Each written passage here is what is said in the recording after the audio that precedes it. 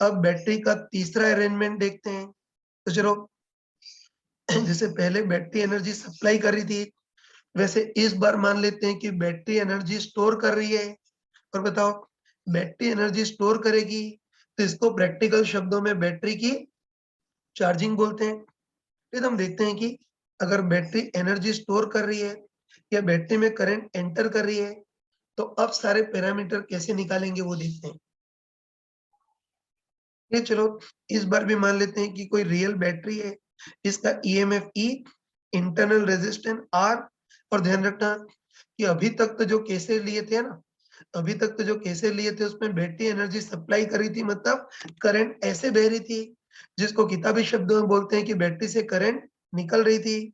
लेकिन इस बार मान लेते हैं ना, इस बार मान लेते हैं कि बैटरी से करंट निकल नहीं रही है, उल्टी बैटरी में करंट एंटर कर रही है, मतलब ऐसे फ्लो हो रही है ना। और तुम खुद सोच के बताओ, या तुम खुद सोच के बताओ कि बताओ बैटरी में अगर करंट ऐसे फ्लो हो, तो बताओ इस बार जो चार्ज है वो इस बड़ी लाइन से एंटर करेगा, है ना। बैटरी में करंट ऐसे फ्लो हो तो चार्ज इस बड़ी लाइन में एंटर करेगा, तो यहाँ पोटेंशियल ज्यादा है तो एंटर करने वाले चार्ज की पोटेंशियल एनर्जी भी ज्यादा होगी। और जो चार्ज निकलेगा वो छोटी लाइन से निकलेगा, तो यहाँ पोटेंशियल कम है तो निकलने वाले चार्ज की पोटेंशियल एनर्जी भी कम होगी। तो तुम देखते ही बताओ कि कभी भी करंट अगर ऐसे बह रही हो, तो इस केस में चार्ज बैटरी में ज्यादा एनर्जी से आएगा और कम एनर्जी के साथ निकलेगा। यदि बोल सकते हैं कि कभी करंट ऐसे फ्लो, तो जो चार्ज है वो बैटरी में ज्यादा एनर्जी के साथ आएगा और कम एनर्जी के साथ निकलेगा, मतलब इस बार बैटरी ने इस चार्ज को एनर्जी सप्लाई नहीं की होगी, उल्टा इस चार्ज से एनर्जी खाई होगी, मतलब इस बार बैटरी एनर्जी सप्लाई करने की जगह स्टोर कर रही है।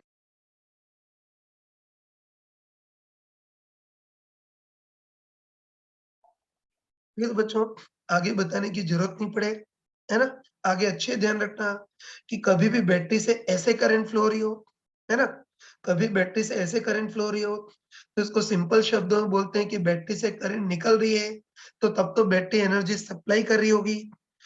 और कभी भी बैटरी में ऐसे करंट फ्लो हो, तो इसको किताबी शब्दों में बोलते हैं कि बैटरी में करंट एंटर कर रही है, तो उस केस में बैटरी एनर्जी सप्लाई नहीं स्टोर कर रही होगी, जिसको बैटरी की चार्जिंग बोलते हैं। बस इस केस में बैटरी के दोनों सिरों के बीच पोटेंशियल डिफरेंस कितना होगा वो देखते हैं, 1 मिनट। लेकिन इसके पहले, है ना, इसके पहले बच्चों के दिमाग में एक नॉर्मल कंफ्यूजन आता है ना।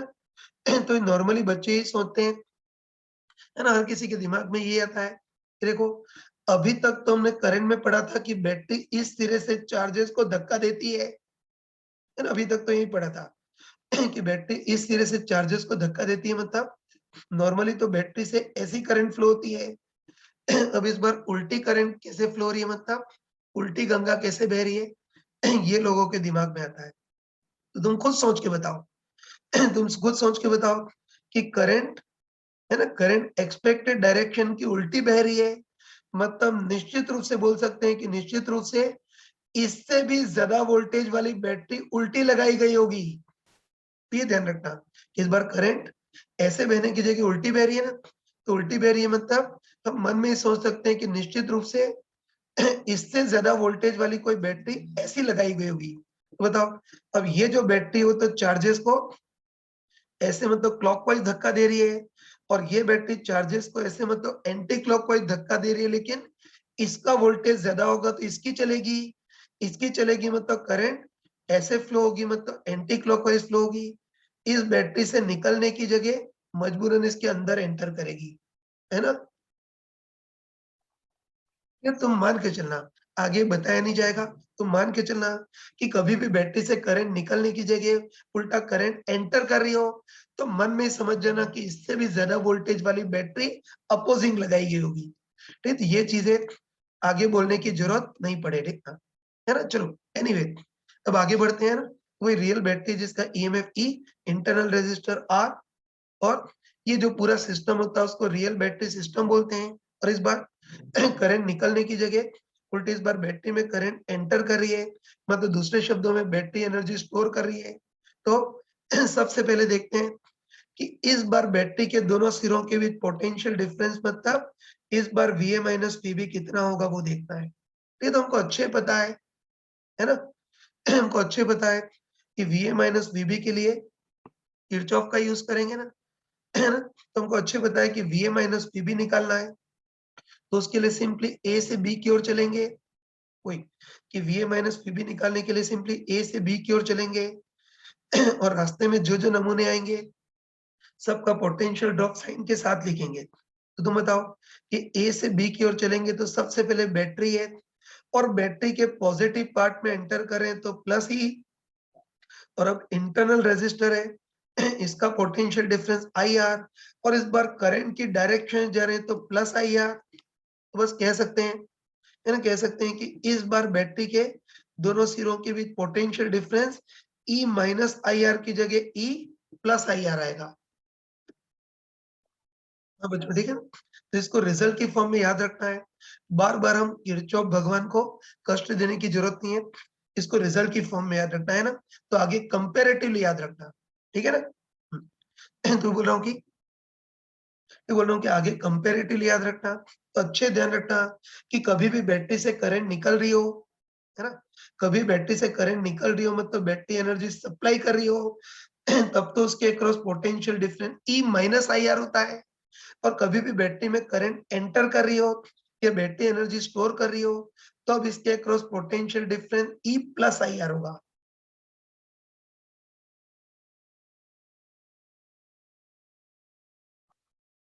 हाँ बच्चों, ठीक है। तो ये दो जो रिजल्ट हैं वो इस टॉपिक के सबसे इंपॉर्टेंट रिजल्ट हैं, तो इसको अच्छे से डायरेक्ट याद रखना है, तो उसके लिए मैंने अलग से बड़े बड़े अक्षरों में लिख दिया है।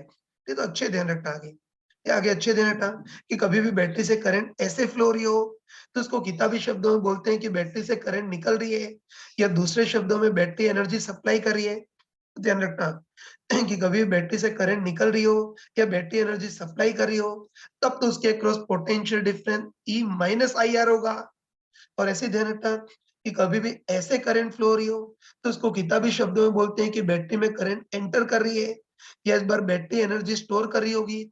तो कभी बैटरी में करंट एंटर कर रही हो, बैटरी एनर्जी स्टोर कर रही हो तो उसके across potential difference E plus IR। याद रखना कि बैटरी से करंट निकल रही हो तो potential difference E minus IR, और बैटरी में करंट एंटर कर रही हो तो potential difference E plus IR होगा। ये ध्यान रखना। चलो एक बार इसका ग्राफ भी बना लेते हैं, है ना?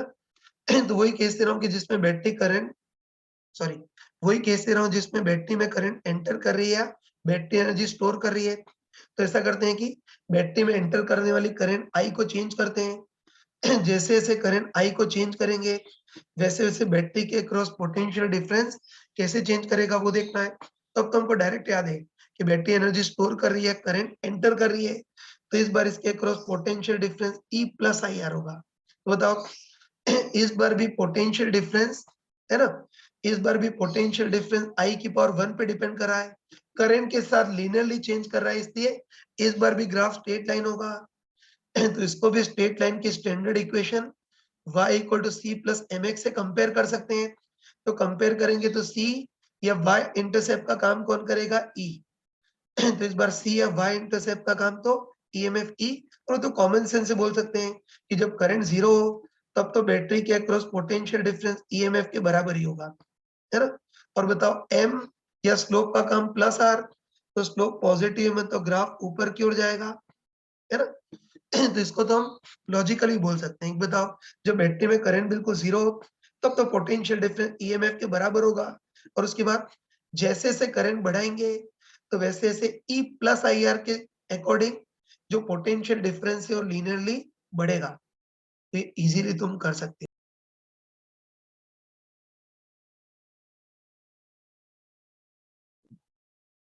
हाँ बच्चों, अभी हम बैटरी की चार्जिंग के बारे में पढ़ रहे थे और हमको पता है कि कभी बैटरी में ऐसे करंट फ्लो तो बैटरी एनर्जी सप्लाई नहीं करती, उल्टी एनर्जी स्टोर करती है, केमिकल एनर्जी की फॉर्म में स्टोर करती है। तो देखो इसमें अब थोड़ा सा एनर्जी के बारे में भी देख लेते हैं ना, है ना? मतलब हम देखते हैं कि बैटरी किस रेट से एनर्जी खाएगी वो देखते हैं, फिर इंटरनल रेजिस्टर किस रेट से एनर्जी खाएगा वो देखेंगे, और फिर इस पूरे बैटरी सिस्टम को ओवरऑल किस रेट से एनर्जी खिलानी पड़ेगी वो देखेंगे ना।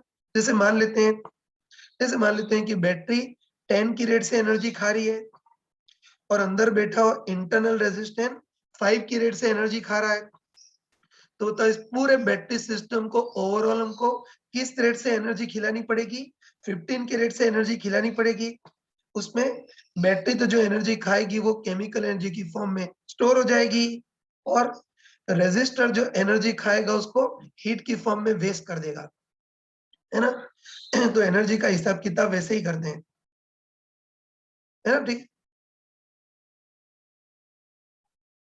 इस बार एनर्जी का हिसाब किताब ऐसे ही करते हैं। तो बस सबसे पहले देखेंगे कि बैटरी किस रेट से एनर्जी खा रही है, मतलब दूसरे शब्दों में बैटरी किस रेट से केमिकल एनर्जी स्टोर करेगी वो देखेंगे।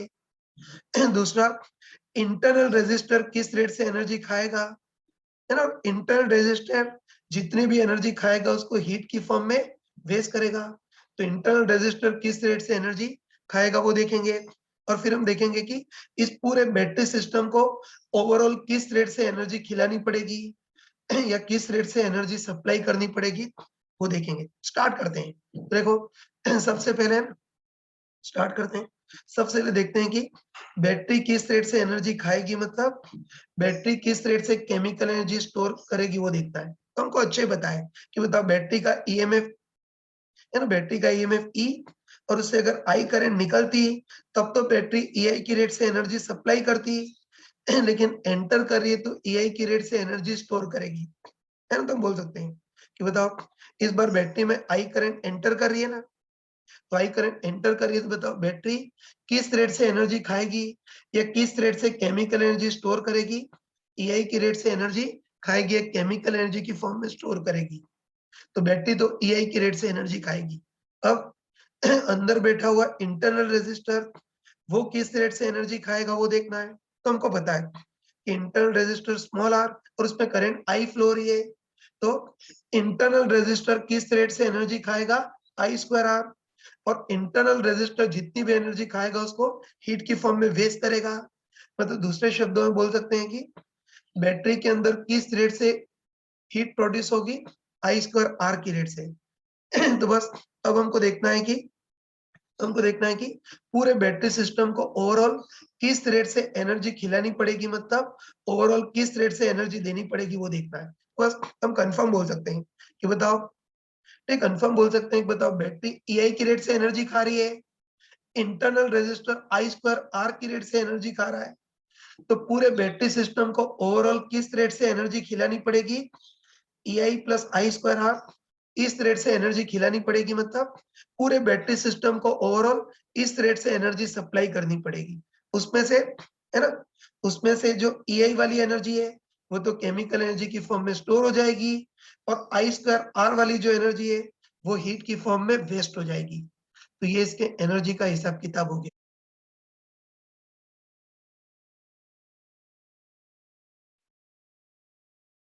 तो बच्चों बैटरी के 3 अरेंजमेंट पढ़ लिए। अब हम बैटरी का चौथा अरेंजमेंट पढ़ते हैं। तो चलो अब मान लेते हैं कि बैटरी के दोनों टर्मिनल को हमने ऑलमोस्ट जीरो रेजिस्टेंस के कंडक्टिंग वायर से जोड़ दिया है। और अच्छे ध्यान रखना कि किन्हीं भी दो टर्मिनल को अगर जीरो रेजिस्टेंस के कंडक्टिंग वायर से जोड़ दें तो इसको प्रैक्टिकल शब्दों में शॉर्ट सर्किट करना बोलते हैं, है ना? तो वही ये चौथा अरेंजमेंट देखते हैं, ध्यान से देखना। तो चलो इस बार भी मान लेते हैं कि रियल बैटरी है जिसका EMF E, internal resistor R, और ये जो पूरा सिस्टम है उसको हम रियल बैटरी सिस्टम बोलते हैं ना। और देखो इस बार ऐसा करते हैं कि, है ना, इस बार ऐसा करते हैं कि बैटरी के दोनों टर्मिनल को, है ना, बैटरी के दोनों टर्मिनल को बिल्कुल जीरो रेजिस्टेंस के कंडक्टिंग वायर से जोड़ रहे हैं। और बताया था कि दोनों टर्मिनल को जीरो रेजिस्टेंस के कंडक्टिंग वायर से जोड़ रहे हैं, तो उसको दूसरे शब्दों में बोलते हैं कि बैटरी को शॉर्ट सर्किट कर दिया है।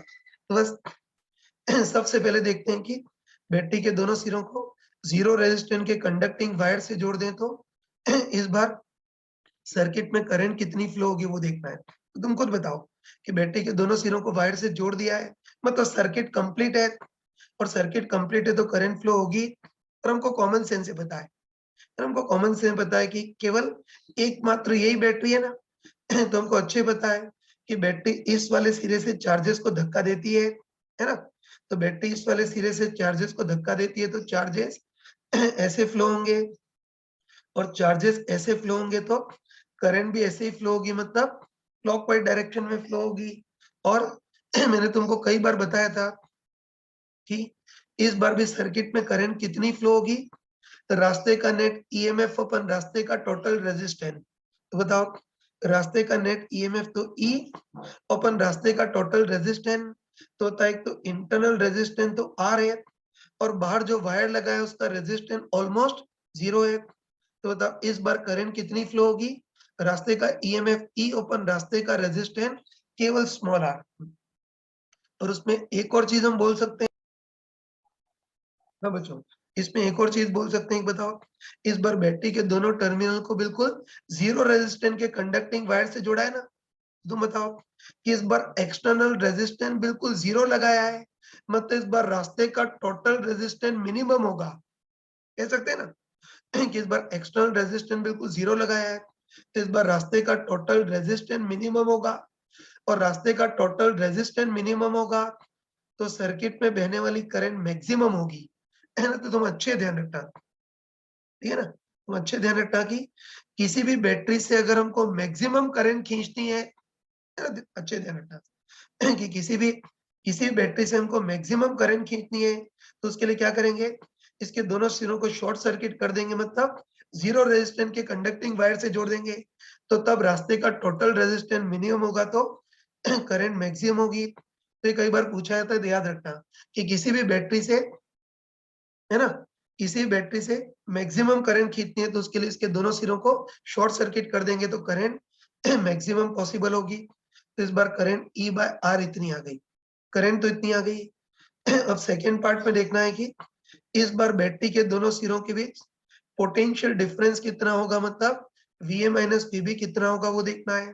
तो वैसे तो हमको डायरेक्ट पता है ना वैसे तो हमको डायरेक्ट पता है कि इस बार भी बैटरी से करंट निकल रही है, और बैटरी से करंट निकल रही हो तो उसके across potential difference E minus I are होता है, हमको पता है लेकिन एक बार गधोटे से कर लेते हैं, बस बैटरी के दोनों सिरों के पोटेंशियल डिफरेंस मतलब V A minus V B निकालना है।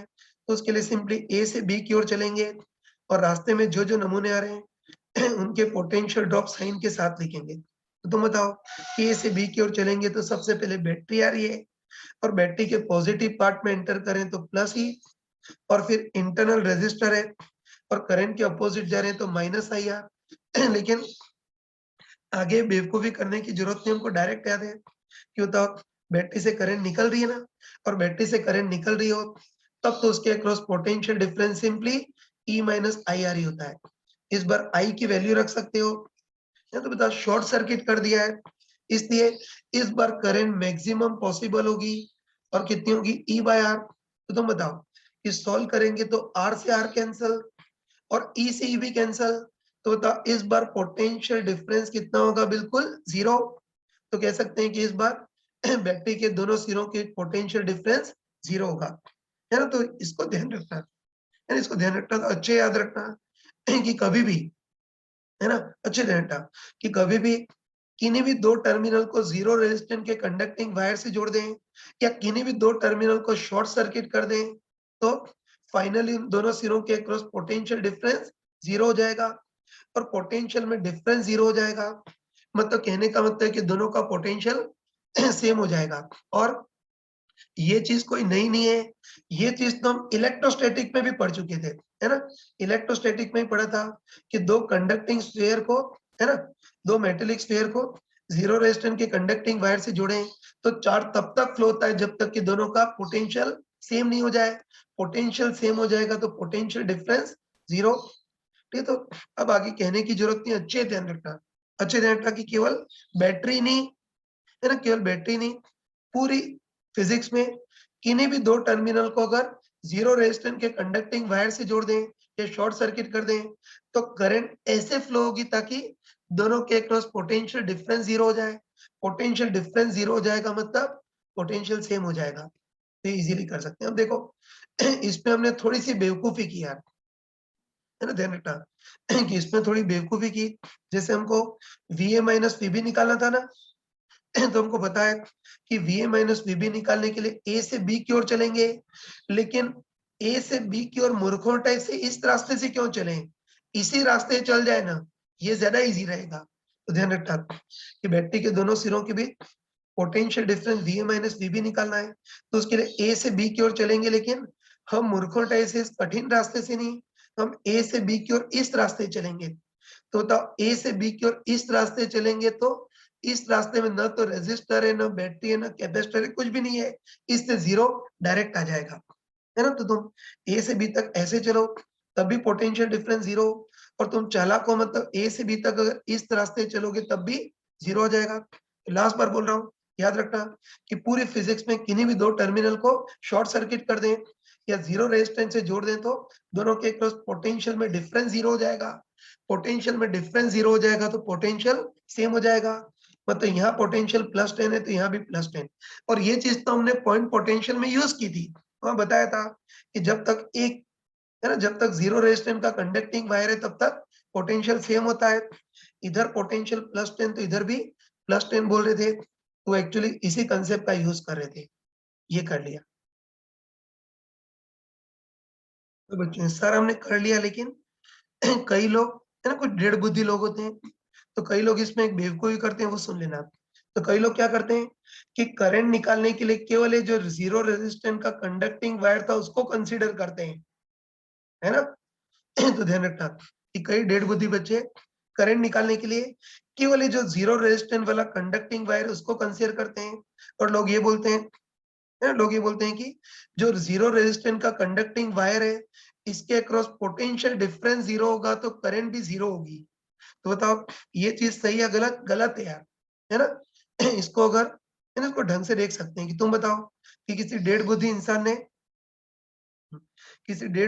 ने करंट निकालने के लिए केवल इस जीरो रेजिस्टेंस वाले कंडक्टिंग वायर को कंसीडर किया हो, तो बताओ, है ना, बताओ ओम्स लॉ के अकॉर्डिंग इस वायर में करंट कितनी फ्लो होगी, इसके अक्रॉस पोटेंशियल डिफरेंस अपन केवल इस वायर का रेजिस्टेंस। तो तुम बताओ कि, है ना, तुम बताओ कि ऑलमोस्ट जीरो रेजिस्टेंस का कंडक्टिंग वायर है तो इसके across potential difference tends to zero, लेकिन साथ में इसका रेजिस्टेंस भी जीरो होगा, तो करंट तो 0/0 आ गई है। तो ये ध्यान रखना कि जो जीरो रेजिस्टेंस का कंडक्टिंग वायर है उसके अक्रॉस पोटेंशियल डिफरेंस भी टेंड्स टू जीरो, लेकिन इसका रेजिस्टेंस भी टेंड्स टू जीरो है।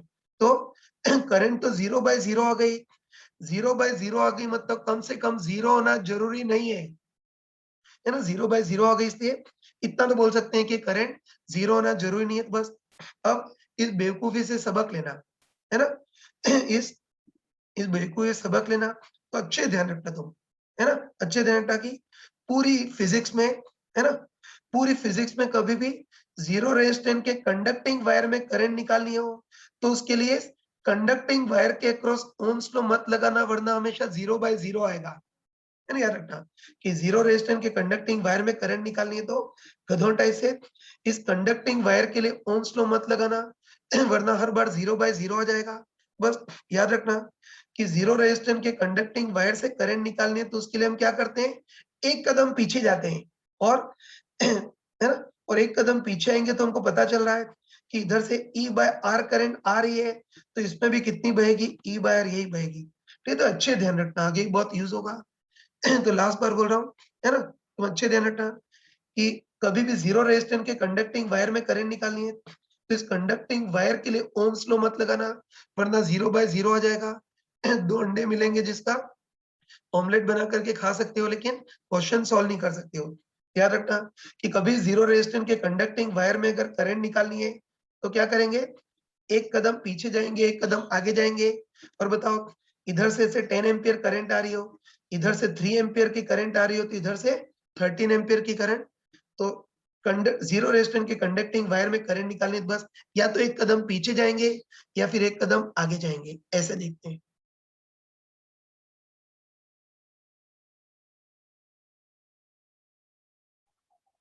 हाँ बच्चों, अभी हमने बैटरी के सारे अरेंजमेंट कंप्लीट कर लिए, तो इसको अच्छे से देख करके समझ करके क्लास नोट्स पे नोट कर लेना। जो अगली क्लास होगी उसमें हम रेजिस्टर के कॉम्बिनेशन मतलब सीरीज कॉम्बिनेशन और पैरेलल कॉम्बिनेशन पढ़ेंगे, जो आई थिंक तुमने 9 10 में पढ़ रखे होंगे।